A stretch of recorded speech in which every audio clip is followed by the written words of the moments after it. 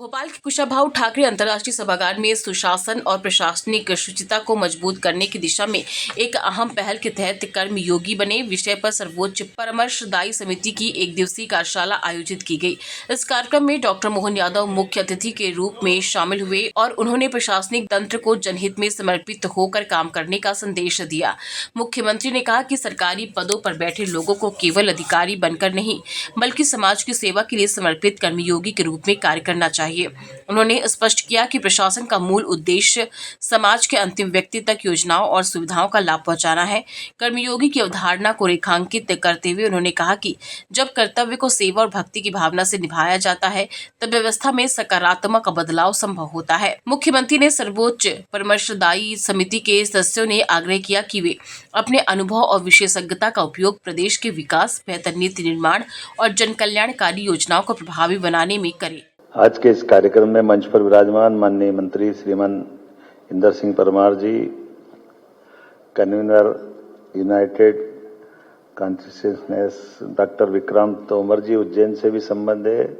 और आत्मीयता अत्यंत विक्रांत जी जब भी देखता हूं तो बार बार मिलने की और बात करने की इच्छा होती है। इस अवसर पर कुलगुरु शांति श्री धुलबड़ी जी, आपका भी अभिनंदन है। और हमारे बीच सीबीएसई मिशन कर्मयोगी के इस आयोजन के लिए आज खास तौर पे हमारे बीच पधारे डॉक्टर बाला सुब्रमण्यम जी, आपका भी अभिनंदन, स्वागत। मंच पर उपस्थित अनुपम जी, प्रबल सिपाहा जी, नवनीत कोठारी जी और आप सबको नमस्कार। हम सब आज जिस दौर से गुजर रहे हैं ये वास्तव में अद्भुत समय है।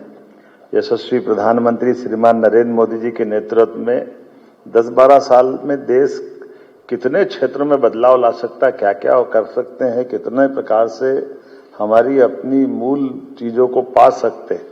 कदम कदम पर हर दिन, हर पल, हर समय ऐसे कई चीजों के आधार पर देश दुनिया के सामने एक नई पहचान गढ़ रहा है। मुझे इस बात की प्रसन्नता हमारी शिक्षा नीति 2020 के बाद से जो एनईपी लागू हुई है और जिस तरह से उस पर आगे बढ़ने के निर्णय हुए, ऐसे में आज के समय पे ये कर्मयोगी बने जो भाव है, इस शब्द में सब कुछ आ गया है। ये हमको 5000 साल पहले भगवान कृष्ण के काल से भी जोड़ देता है, गौरवशाली विरासत से भी जोड़ता है। आज के परिप्रेक्ष्य में दुनिया के अंदर अगर हम दृष्टि डालें तो जो संपन्न देश है, सक्षम देश है, उनकी संपन्नता, सक्षमता वो सबके सामने है, लेकिन वो अपनी संपन्नता, सक्षमता को बनाए रख करके क्या चाह रहे हैं, क्या करना चाह रहे हैं, कैसे बढ़ना चाह रहे हैं, ये उनके सामने खुद के प्रश्न, अंदर के भी उनके यक्ष प्रश्न बड़े बड़े देशों के सामने भी है। क्योंकि आगे बढ़ना और बढ़कर के जीवन को सार्थक करना, ये सार्थकता की दृष्टि का अंदर का अंतर्मन जिसके भाव में समझ में आ जाए कि वो जियो और जीने वाला हो, वो हमारी सर्वे भवंतु सुखिना वाला हो, हमारे को हजारों साल से जिस कारण से देश की विरासत पे दुनिया गर्व करती थी, तक्षशिला, नालंदा से लेकर के तमाम उस दौर के अंदर जब दुनिया के अंदर भारत का मान सम्मान बढ़ता था, वो उस क्षेत्र में ले जाना चाहती है। तो ऐसे में आज के इस दौर में एक को परास्त करके दूसरा आ जाए, दूसरा परास्त कर तीसरा आ जाए, फर्क उनके साथ कुछ पड़ने वाला नहीं, क्योंकि वो केवल अपनी हम सुपर पावर है इतने अहंकार भर से काम चलता हो तो जरूर चले। लेकिन आज के इस दौर में बड़ा आनंद भी आ रहा है कि माननीय मोदी जी के नेतृत्व में हमने कदम कदम पर उस चीज को महसूस किया, जैसे अभी कोविड के काल में देखा था कि हमने जब दवाई का आविष्कार किया तो अपने राज्य को, अपने देश को भी बचाया और हम पे निर्भर बाकी लोगों को भी मदद करके आगे बढ़े। ऐसे में शिक्षा नीति के बलबूते पर जब हम अपने विद्यार्थियों की नई फौज तैयार करते हैं तो शिक्षा नीति की दृष्टिकोण की जो अनिवार्यता है, शिक्षा काय की, शिक्षा कैसी, और शिक्षा के लिए हमारे पुराने और वर्तमान के दोनों के दायरों में समरूपता कैसे आ जाए, वो सूत्रबद्धता कैसे हो। मुझे इस बात की प्रसन्नता है जब शिक्षा नीति का विषय चला, नई शिक्षा नीति का, तो मध्य प्रदेश सबसे पहले आगे बढ़ा और उसने अंगीकार किया माननीय मोदी जी के उस भाव को, जिसके आधार पर हमने इन सारी बातों को लिया। जैसे उदाहरण के लिए अगर अपन देखें, ये अभी केवल हमने अपने पदनाम से कितना कुछ पा लिया है। हमने कहा कुलपति को कुलपति क्यों कहना, कुलपति को कुल गुरु कह दो, है कुछ भी नहीं। वाइस चांसलर अंग्रेजी में बोलेंगे, लेकिन कुल गुरु कहते ही जैसे ही हमने गुरु की कल्पना की, तो गुरु का अर्थ दुनिया में पता नहीं कैसे लेंगे, लेकिन हमारे यहाँ तो इसको संधि विच्छेद करेंगे। तो अंधेरे से प्रकाश की ओर ले जाने वाला मार्ग बताने वाला व्यक्ति को गुरु कहा गया है। तो वो ऐसे में कुल गुरु, तो कुल गुरु वो पूरे विश्वविद्यालय एक तरह से कुल है हमारा, और उस कुल से कई प्रकार की हमारी प्रतिभा निकलेगी। वो निकलने वाली प्रतिभाओं की दृष्टि उनके स्वयं के लिए भी, समाज के लिए भी, देश के लिए भी और पूरे विश्व के लिए भी सार्थक कैसे हो, उस दिशा में अगर विचार करने की मौका देते हैं तो सच में आज के अवसर पर जब पुराने जमाने से अभी की बात करेंगे तो मैकाले से जोड़ करके खड़े करते हैं कि हमारी शिक्षा नीति की जरूरत क्या है, इस शिक्षा नीति में क्या पाता है। तो शिक्षा नीति वास्तव में रोजगार वाली है क्या, और रोजगार है तो केवल वो बेरोजगार की डिग्री लेकर जाने वाली, इसके बजाय जो प्रेरणा की कमी है और फिर अंदर की तरफ आए तो विद्यार्थियों को अपने उसकी क्षमता योग्यता के बलबूते पर हम अपने तरह से, जब हजारों विद्यार्थी बड़े पैमाने पर संख्या बढ़ाने के लिए केवल स्कूल कॉलेज में भर्ती कर रहे हैं क्या, या उनको लिए उनके जीवन में उसकी सार्थकता भी आएगी। जब सार्थकता की आवश्यकता पड़ रही है तो स्वाभाविक रूप से हमको ये अपने लिए कर्मयोगी की बात करते हैं, और कर्मयोगी की वास्तव में तो फिर उस दर्शन से बात जुड़ जाती है जो भगवान कृष्ण ने कहा है कि हमारे यहाँ तो 3 मार्ग है, 3 मार्ग में से अगर अपने वो तो मोक्ष तक की बात करते हैं। अभी मोक्ष तो बहुत दूर की बात हो गई, अपना जीवन सफल करने की बात पे अपन अगर लाकर खड़ा करें तो फिर हमको मात्रा नहीं चाहिए कि, संख्या नहीं चाहिए कि बड़े पैमाने पर स्कूल कॉलेज में गुणवत्ता की तरफ जाना पड़ेगा, और गुणवत्ता की तरफ जाकर के हमको उनके लिए वो सब भी देखना पड़ेगा कि उनके ऊपर जो भार पड़ रहा है पढ़ने का, उस पढ़ने के भार के बलबूते पर वो उसको कम ज्यादा करने का विचार करना पड़ेगा। कि कई बार मैं भी सोचता हूं, मैं अपना अनुभव बताता हूं, मैंने अपना कृषि आधारित गांव की व्यवस्था, मंत्री जी भी उसी लाइन के हैं, खेती किसानी वाले लोग हैं, आकर के बीएससी करने आए, और बीएससी करने के बाद मैं आज तक नहीं समझ पाया, वो बॉटनी भले ही पढ़ लिया लेकिन मेरे खेत पे वो क्या काम हुई मुझे आज तक नहीं मालूम,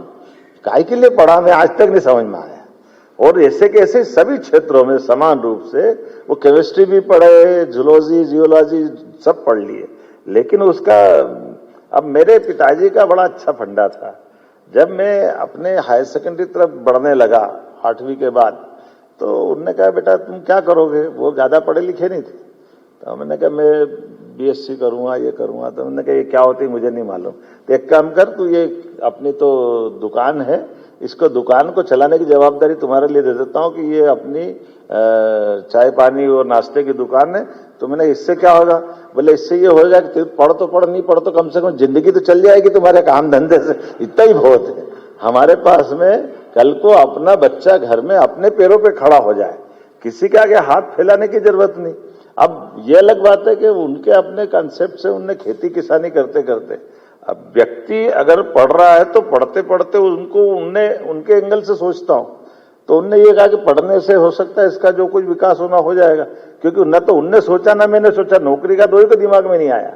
तो ये जो हमारे अपने ऑटोनॉमस जीवन की जो पद्धति थी कि खेती किसानी वाले परिवार में कोई नौकरी की कल्पना ही नहीं करता है, उनने कहा नहीं तुमको ये करना कर लो, लेकिन ये अपने काम धंधे 2 पैसे आमदनी का रास्ता भी निकालो। तो जहां जिसकी आवश्यकता है उस तरह से उसको बढ़ने में मौका मिलता है। फिर मैं अब उसके बाद में जब अपना व्यापार व्यवसाय भी करता हूं तो मैं अपनी तरफ से देखता हूं, वो मैथ्स को मैंने हायर सेकेंडरी तक भी पढ़ा, तो पढ़ के करा क्या, वो दूसरी का गणित तो काम आता है, 2 और 2 4, ये तो रखना बैंक का हिसाब और क्या करते हम सबके जीवन में आता, बाद का गणित तो बेकार ही है, काय की ज्यामिति और फलाना ठिकाना कुछ मतलब ही नहीं उसका। लेकिन मैं मतलब जो उसमें बढ़ना चाहता उनकी आवश्यकता है। लेकिन आज के इस दौर में कि हमारी जो पढ़ाई की जटिलता है, वो जो अत्यधिक भार है, उस भार को हम कम करके उनकी रुचि के अनुसार वो कैसे बढ़े, उसमें कैसे आगे बढ़ना चाहिए। मैं आज के इस अवसर पर खासकर पाठ्यक्रम के बीच में उद्योगों के बीच संबंध जोड़ने के लिए, अब जब शिक्षा मंत्री के बाद में मैं अभी मुख्यमंत्री बन के गया तो कई सारे जगह हम इंडस्ट्री के लिए बात कर रहे हैं, तो ऐसा अच्छा लग रहा, तो वो प्रयोग भी हमने किया है कि अगर इंजीनियरिंग कॉलेज कैंपस है तो वहीं आईटी का हमारा पार्क भी बना दो, तो जिसको पढ़ना और रोजगार पाना दोनों कॉमन रूप से कर सकता है। ऐसे रोजगार आधारित पाठ्यक्रम लेकर के जिसको जिस तरह से जाना, मिडिल से हाई सेकेंडरी से कॉलेज में, तो हम अपनी क्षमता योग्यता का बेहतर से बेहतर उपयोग कैसे करें। और मैं मान के चलता हूं कि जब ये बात कर रहे हैं तो स्वाभाविक रूप से सहकारिता का भाव भी आना चाहिए, नैतिकता का भाव भी आना चाहिए, हमारे अपनी मान मर्यादा का भी भाव होना चाहिए कि आखिर हमारे बीच में आज के इस दौर में कितना अच्छा लगता है राजनेता होकर के भी देश के प्रधानमंत्री अपनी मां के दुखद निधन के बाद अगर अंत्येष्टि करके उस सेम डे वापस काम संभाल रहे हैं, तो इससे बड़ा उदाहरण कौन सा हो सकता है। जब देश के लिए अगर आप इतने बड़े पद पे बैठे तो आपका एक घंटा भी, एक दिन भी बहुत महत्व का है, हमारे लिए सौभाग्य की बात है। ऐसे कई उदाहरण है। तो मुझे भी इस बात की प्रसन्नता हुई कि जब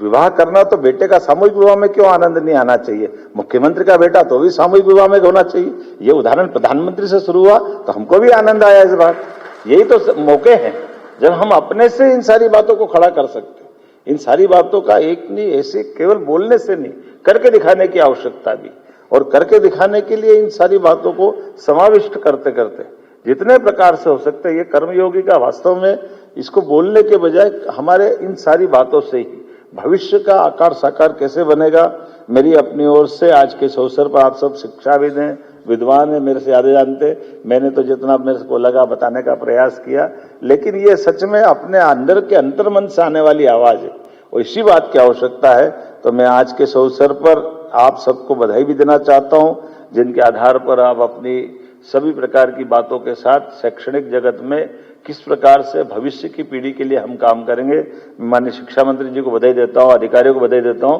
वास्तव में आज का सेशन बहुत अच्छा रखा है, आप सबको बधाई देना चाहता हूं, क्योंकि मैं जब बात करता हूं कि प्रकृति की, परमात्मा की, आपकी, मेरी, सबकी, तो आखिरकार हमारा सबका एक संबंध इस संस्कृति से आता है और संस्कृति के साथ जुड़े हुए सारे रहस्यों से। उसी प्रकार से हम अनभिज्ञ भी हैं और जानकार भी है, लेकिन इन सबके बीच में रिलेशन बनाने वाली जो गुंजाइश है, तो आज मोटिवेशन के लिए हमारे लिए विक्रांत भाई भी है। मैं आपको बधाई देना चाहूंगा, आपकी मौजूदगी से मैं महसूस कर सकता हूं आज के इस दौर में हमारे बने बनाए इस पूरे माहौल में परमात्मा की दया से उसका और आनंद बढ़ेगा आपकी उपस्थिति से। मैं एक बार फिर, चूंकि यहाँ के बाद मुझे अभी बजट के तुरंत आने से जो बीच में विलंब हुआ, क्षमा भी चाहता हूं, लेकिन यहाँ से सीधा ग्वालियर किसान कल्याण वर्ष है। हमने अपने 5 साल की सरकार में कुछ चीजों का निर्णय जरूर किया कि सरकार अगर बनती है तो सरकार को बनते हुए क्या क्या करना चाहिए, ऐसे हमने निर्णय किया। एक निर्णय ये किया कि हमारी सरकार के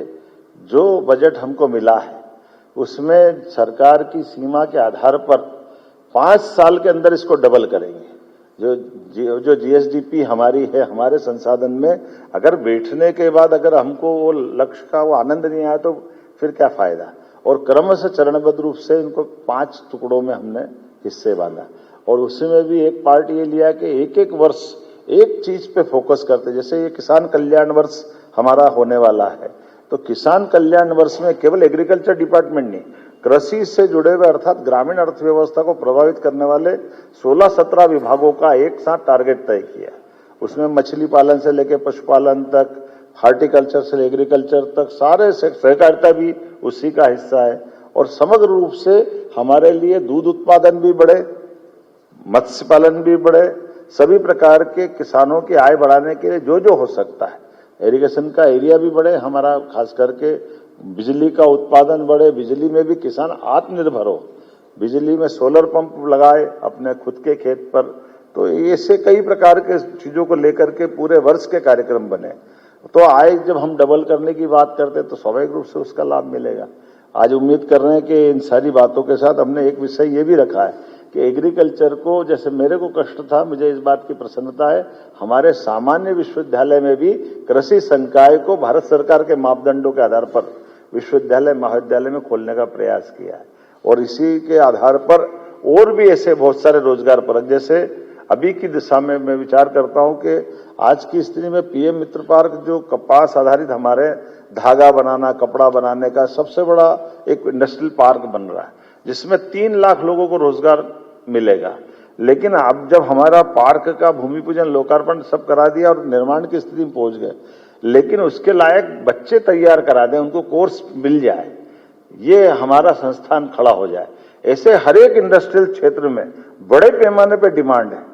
तो ये हमारे पास इस प्रकार के जो आपके स्कूल कॉलेज से निकलने वाले भविष्य के बच्चे उनके लायक बनते जाए, तो यहीं कहीं रोजगार मिल जाए। मुझे प्रसन्नता है आप इन सारी बातों का विचार करते हुए, खास करके आपका तो इस जो टाइटल ही इतना बढ़िया है कि सुन के मजा आ गया। अब ये योगी उपयोगी बनेगा, कर्मयोगी योगी बनेगा। वास्तव में मैं आपको बधाई देता हूं। बहुत बहुत धन्यवाद। भोपाल से आदित्य सराठी की रिपोर्ट।